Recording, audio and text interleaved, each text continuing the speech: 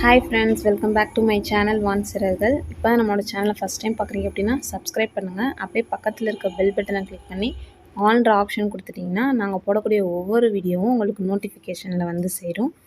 So வாங்க இன்றைக்கி நம்ம என்ன ரெசிபி பார்க்க போகிறோன்றத வீடியோக்குள்ளே போய் பார்க்கலாம். இன்றைக்கி வந்து சிறகுகள் சேனலில் உருளைக்கிழங்கு வச்சு தான் ஒரு ரெசிபி பார்க்க போகிறோம். நம்ம மைண்டில் உருளைக்கிழங்கு அப்படின்னு யோசித்தாலும் என்ன நினைப்போம், ஐயோ அது மண்ணுக்கு கீழே விளையிறது, அதை வந்து சாப்பிடக்கூடாது, கெடுதல் அப்படின்னு தான் நினைப்போம். ஆனால் இதே உருளைக்கிழங்கு வந்து வயிற்று புண்ணு, வயிற்றில் வேறு ஏதாவது கோளாறுகள், குடல் கோளாறு, இரைப்பை கோளாறு இதெல்லாம் இருக்கிறவங்களுக்கு உருளைக்கிழங்கோட சாறை வந்து வரப்பிரசாதமாக கொடுப்பாங்களாம். அதை விட உருளைக்கிழங்குல வந்து பொட்டாசியம் வந்து அதிகமாக இருக்குது. இதனால் இருதய பிரச்சனை இருக்கிறவங்களுக்கு, அப்புறம் இரத்த கொதிப்பு அதிகமாக இருக்கிறவங்களுக்கும் இது ரொம்பவே நல்லது. ஆனால் என்ன ஒன்றுனா சர்க்கரையோட அளவு அதிகமாக இருக்கிறவங்க மட்டும் இந்த உருளைக்கிழங்கை தவிர்த்துக்கிட்டா ரொம்பவே நல்லது அப்படின்னு சொல்கிறாங்க. ஸோ இன்றைக்கி வீடியோவை பார்க்குறதுக்கு முன்னாடி நம்ம சிறகுகள் சேனலை பார்த்து சமைச்சு நம்ம கூட ஷேர் பண்ணிக்கிட்டவங்கள பற்றி பார்க்கலாம். இது வந்து நம்ம சேனலில் போட்ட சத்தான லட்டு ரெசிபி. இந்த ரெசிப்பியை வந்து அபர்ணான்றவங்க நாசிக்லேருந்து என்னோட ஷேர் பண்ணிக்கிட்டாங்க. நெக்ஸ்ட்டு பார்த்திங்கன்னா உடம்புக்கு குளிர்ச்சியை தரக்கூடிய வெந்தய குழம்பு தான். இந்த ரெசிப்பியை வந்து வேலூர்லேருந்து வனஜான்றவங்க எங்கூட ஷேர் பண்ணிக்கிட்டாங்க. இது மாதிரி நீங்களும் நம்ம சேனலை பார்த்து சமைச்ச ரெசிப்பியை என் கூட ஷேர் பண்ணணும்னு விருப்பப்பட்டீங்கன்னா இன்ஸ்டாவில் இந்த நேமில் நீங்கள் சமைச்ச பிக்சர், அது கூடவே உங்களோட பேர் ஊரையும் சொன்னீங்கன்னா நெக்ஸ்ட்டு வீடியோவில் நான் எல்லாருக்கூடையும் ஷேர் பண்ணிக்கிடுவேன். சரி வாங்க இன்றைக்கி ரெசிபியை நம்ம வேகமாக பார்க்கலாம். இன்றைக்கி வந்து நான் இந்த மாதிரி ஒரு பவுலில் அவுல் எடுத்திருக்கேன். இந்த அவுல் வந்து அந்த பேப்பர் அவுல் கிடையாது, கொஞ்சம் கனமாக இருக்கும்ல அந்த அவுல் தான். இதை வந்து நான் ஒரு 2 தடவை தண்ணி ஊற்றி நல்லா அலசிட்டு இந்த மாதிரி நல்லா புழிஞ்சு எடுத்துக்கிட்டேன். புழிஞ்சு எடுத்த அவுலில் வந்து கொஞ்சமாக மட்டும் நான் தண்ணி 2 தடவை தெளித்து விட்டுக்கிட்டேன்.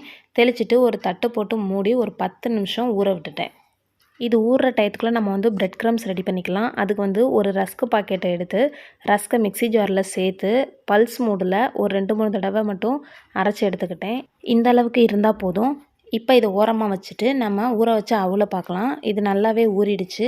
இதை கொஞ்சம் நல்லா பிசைஞ்சு விட்டுருங்க கையாலேயே நல்லா பிசைஞ்சதுக்கு அப்புறமா ஒரு 1.5 உருளைக்கிழங்கு, பெரிய உருளைக்கிழங்காக இருந்தனால நான் வந்து ஒரு 1.5 உருளைக்கிழங்கை வேக வச்சு எடுத்து வச்சுருக்கேன்.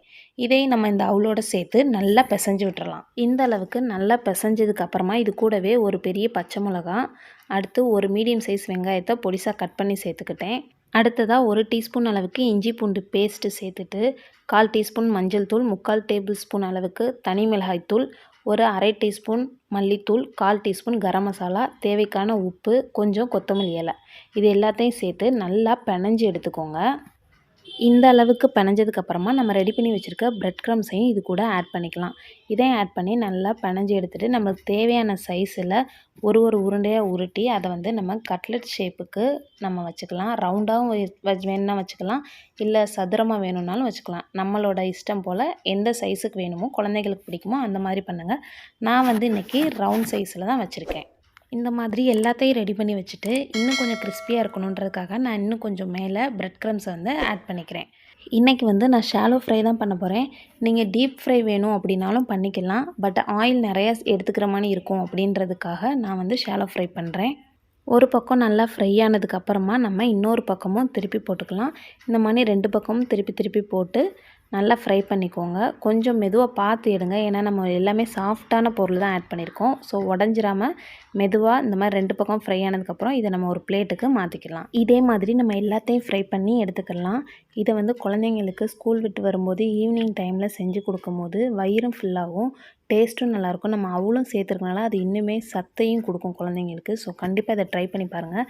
நான் இன்னும் கொஞ்சம் டெக்கரேட் பண்ணணும் அப்படின்றக்காக குழந்தைங்களுக்காக லேஸாக டொமேட்டோ சாஸ் வந்து டிசைன் பண்ணேன். இந்த வீடியோ உங்களுக்கு ரொம்பவே பயனுள்ளதாக இருக்கும் அப்படின்னு நான் நம்புகிறேன். பிடிச்சிருந்தா ஒரு சின்னதாக ஒரு லைக் பண்ணுங்கள், உங்களோட ஃப்ரெண்ட்ஸ் அண்ட் ஃபேமிலிக்கு ஷேர் பண்ணுங்கள், சப்ஸ்கிரைப் பண்ண மறந்துடாதீங்க. நெக்ஸ்ட்டு ஒரு சூப்பரான ரெசிபியோடு உங்கள் எல்லாரையும் மீட் பண்ணுறேன். தேங்க்ஸ் ஃபார் வாட்சிங்.